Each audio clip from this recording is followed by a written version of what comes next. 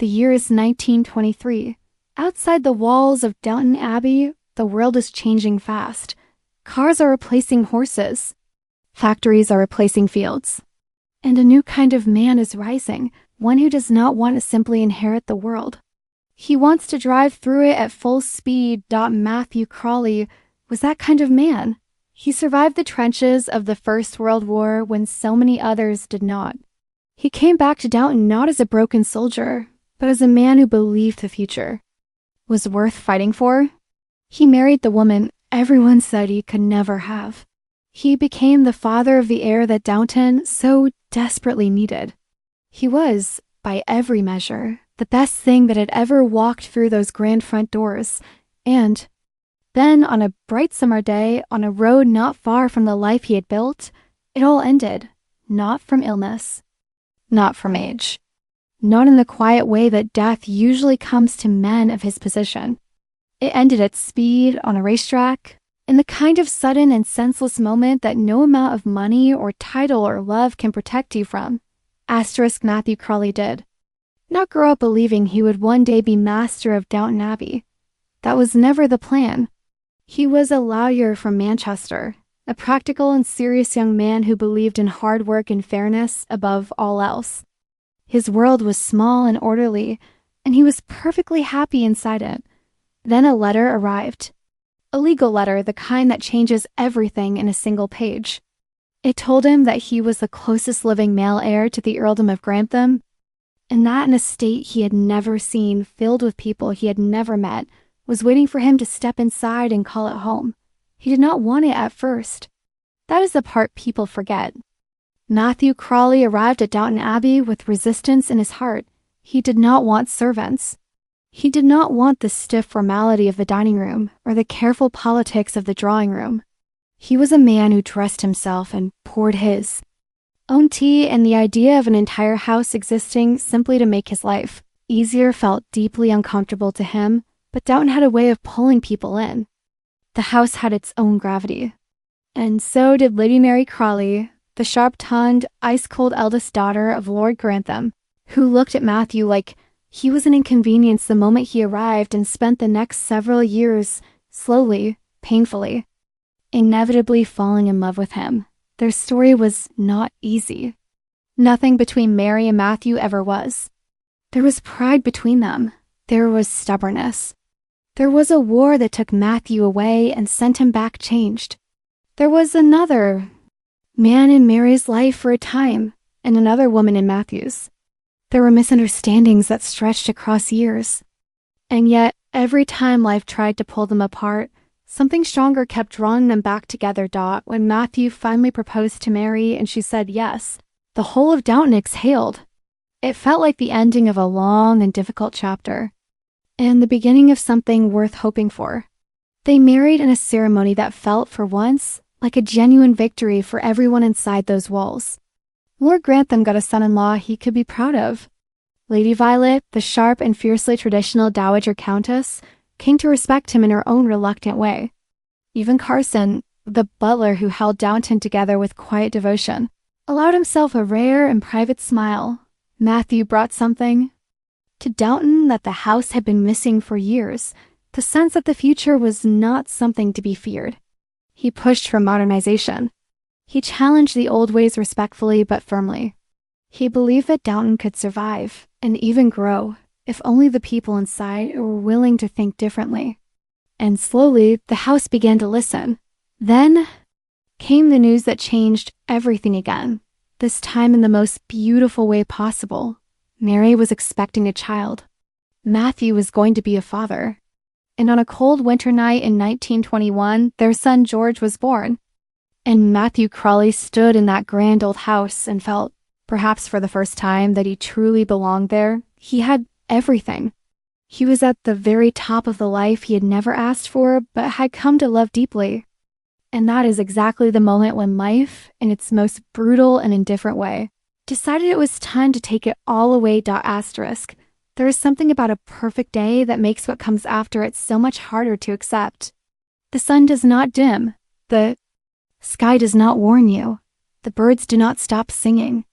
The world simply continues bright and ordinary and completely unaware of what it is about to do to you. That is what makes the day Matthew Crawley died so unbearable to think about. It was a good day. By all accounts, it was a genuinely good day. The summer of 1923 had settled over England in that easy, generous way that English summers sometimes do, as if the country itself was trying to make up for all the gray and rain it had put everyone through. There was warmth in the air and light on the fields, and the kind of stillness that makes a man feel like the world is exactly the right size. Matthew had just become a father. His son was healthy. His wife, for all her complicated edges, was happy. Downton Abbey stood solid and certain behind him. Everything he had worked for, everything he had survived the war to come back to, was right there in his hands. And Matthew Crawley was not the kind of man who sat still when life was good. That was simply not in his nature. He had always been drawn to speed. Not in a reckless way, not in the way of a man who has nothing to lose. It was more than that. For Matthew, driving was the one place where the weight of Downton the responsibility. The history, the expectation of an entire estate resting on his shoulders, simply fell away. Behind the wheel of a car, he was not the heir to an earldom. He was not a husband navigating the complicated inner world of Lady Mary. He was not a father learning what it meant to be responsible for a life smaller and more precious than his own. He was simply a man moving fast, feeling free. That feeling matters. It is important to understand it because it explains why he got into that car. It was not carelessness. It was not arrogance.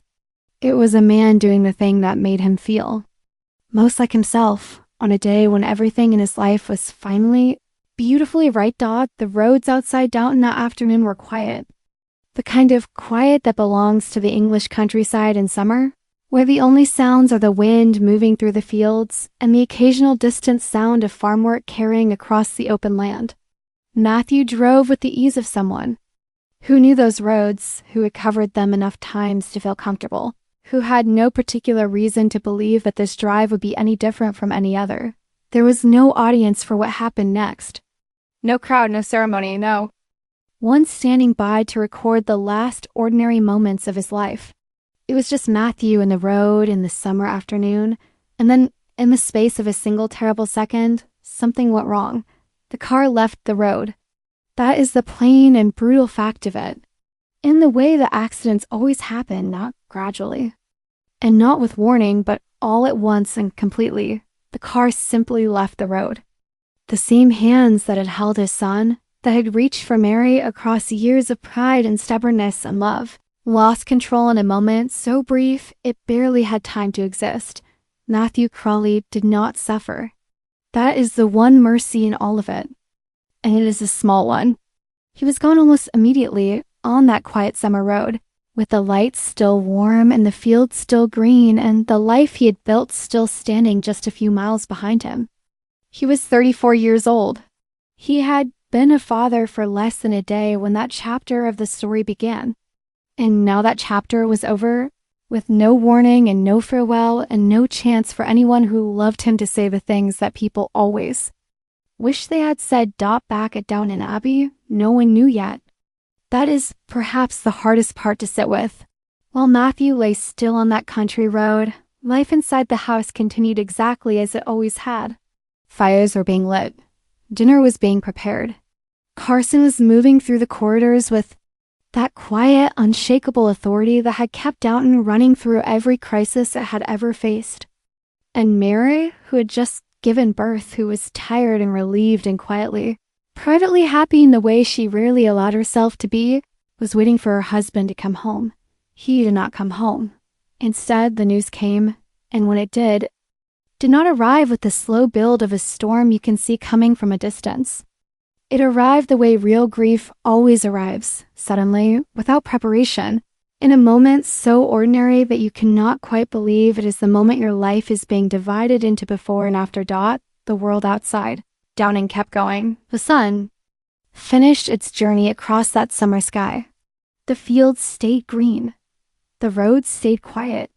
And inside the grandest house in Yorkshire, everything changed. Asterisk grief does not arrive the same way for everyone.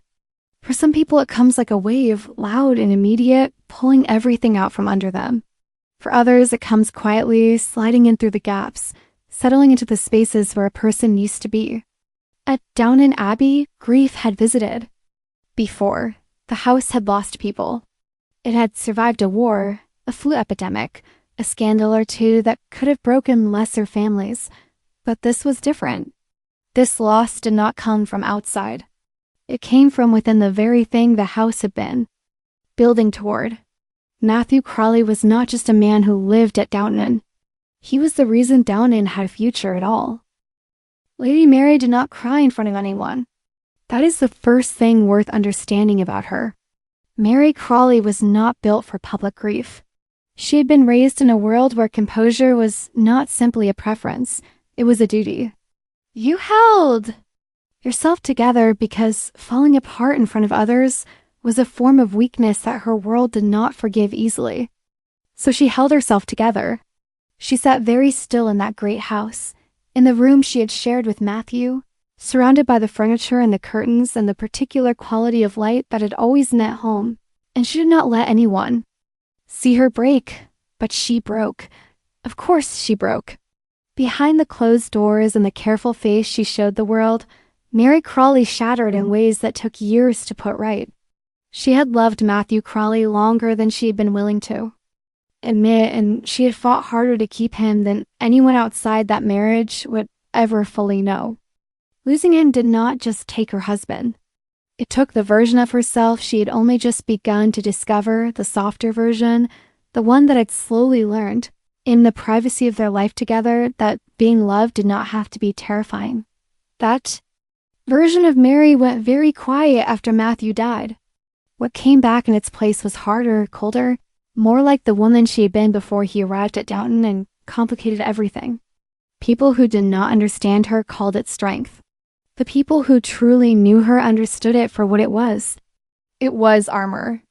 And it was going to take a very long time before she was willing to take it off again.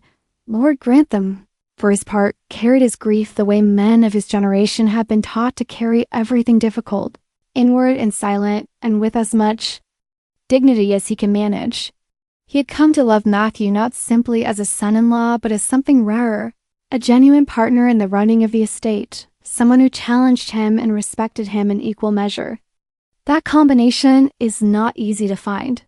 Robert Crawley knew it, and the knowledge of what he had lost sat heavy in him in the months that followed, in the way he moved through rooms, in the pauses before he spoke, in the particular kind of quiet that surrounded him when he thought no one was watching. The servants felt it too. And this is the part that often gets forgotten when people tell the story of Matthew's death. Downton Abbey was not simply a family home.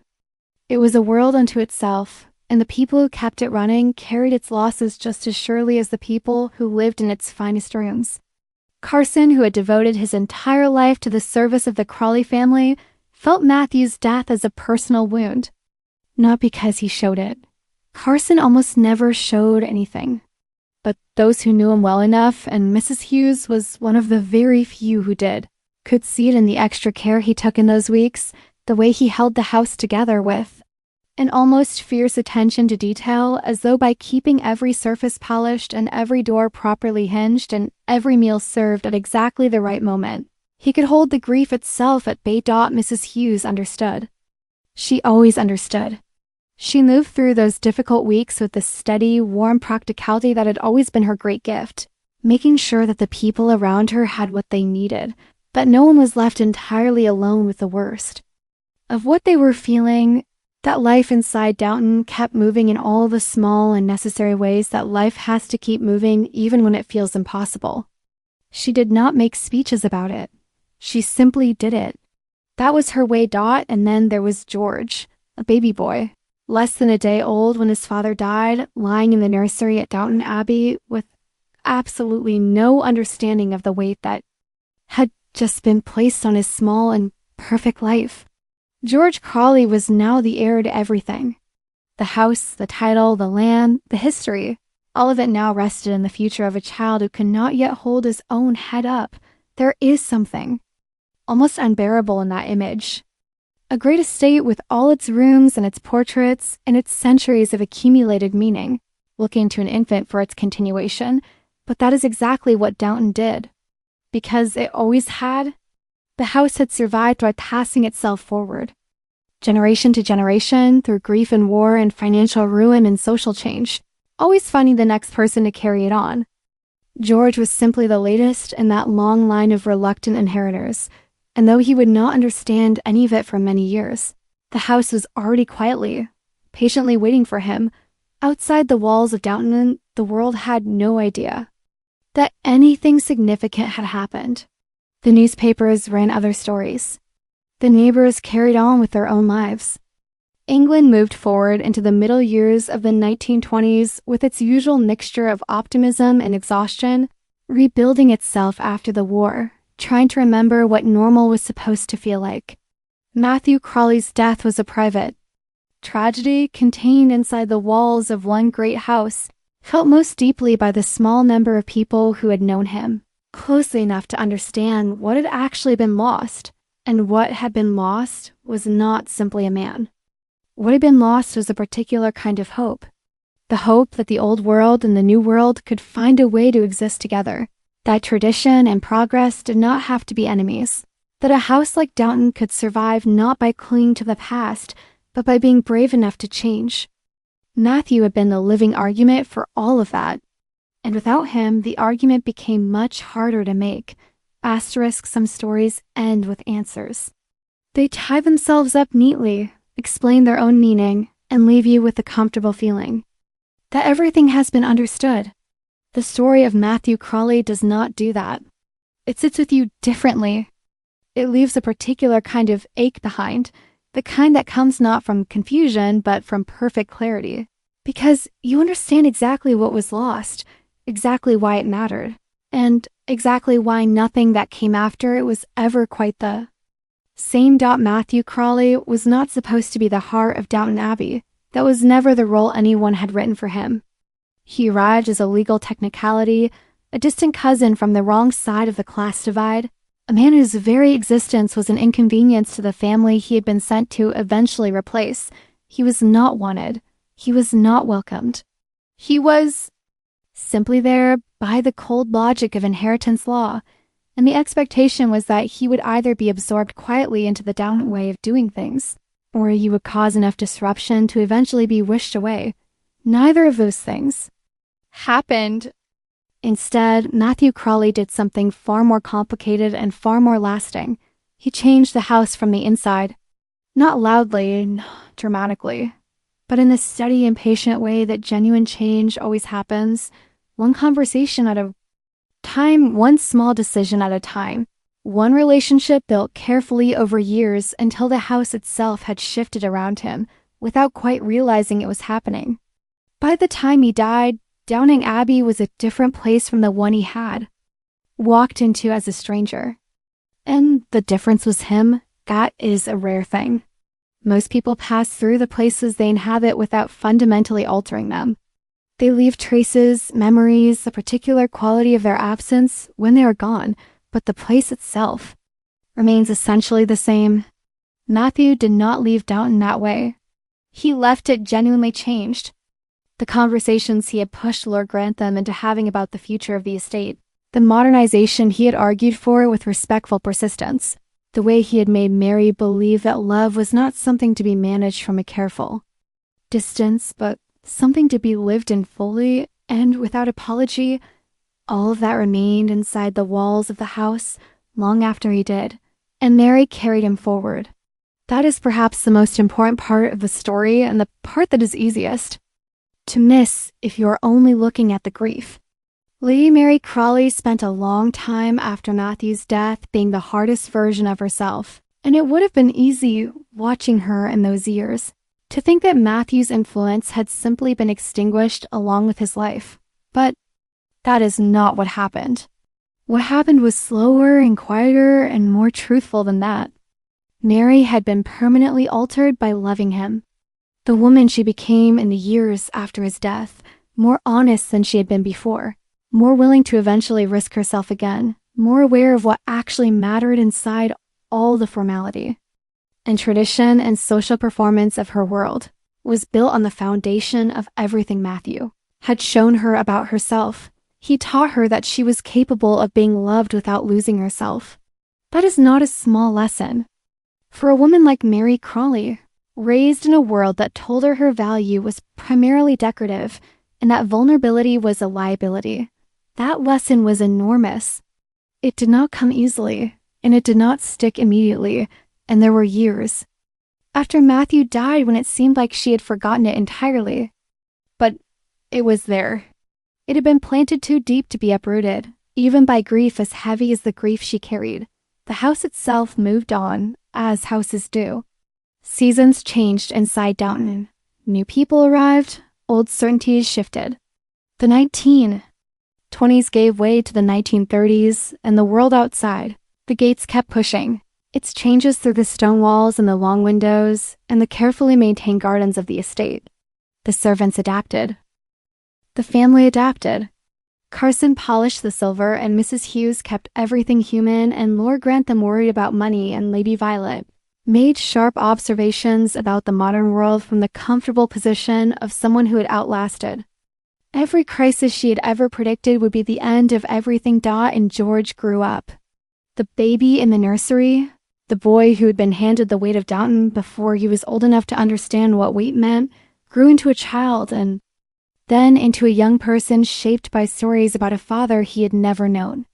He would hear about Matthew Crawley from his mother, from his grandfather, from the older servants who remembered the quiet, serious young lawyer who had arrived at Downton and somehow, against all expectation, become its soul. George would never have his own memories of his father, but he would grow up inside the impression Matthew had left on every person in every room and every decision that had shaped the house around him. That is a form of permanence that not many people achieve.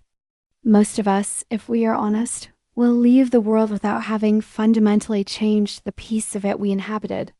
We will be missed by the people who loved us, and our absence will matter deeply to those people, but the larger shape of things will continue more or less as it would have done regardless. Matthew Crawley was not most people. The piece of the world he inhabited was genuinely different because he had been there, and that difference outlasted him and carried forward into lives he never got to see. There is a particular kind of tragedy that is not about the darkness of what happened, but about the brightness of what was lost. Matthew Crawley's story belongs to that category. He was not a complicated villain brought down by his own flaws. He was not a damaged man finally undone by something inside himself. He was simply a good man at the height of a good life, taken by the random and indifferent logic of an ordinary afternoon that went wrong in a single second. That is what makes it so hard to leave behind, because there is no lesson in it. There is no moral that makes it easier to accept. There is only the fact of him and the fact of his absence and the long shadow that absence cast over everything that came after. Downton Abbey survived as Downton Abbey always did. The walls stood. The fires kept burning. The family kept going through grief and time and the relentless forward movement of history, but there was a shape inside that house, in the space where Matthew Crawley used to stand, that nothing ever quite filled, and the house knew it. In the way that old houses always know these things, in the particular quality of silence in certain rooms, in the portrait on the wall that Mary could not walk past without something shifting briefly in her expression, in the name that George learned to say before he fully understood what it meant. Matthew Crawley arrived at Downton as an outsider and left it as its heart. Some losses do not just break a family, they redefine one. And some people do not just pass through the world. They change it quietly and completely, and then they are gone, leaving everyone behind to live inside the change they made.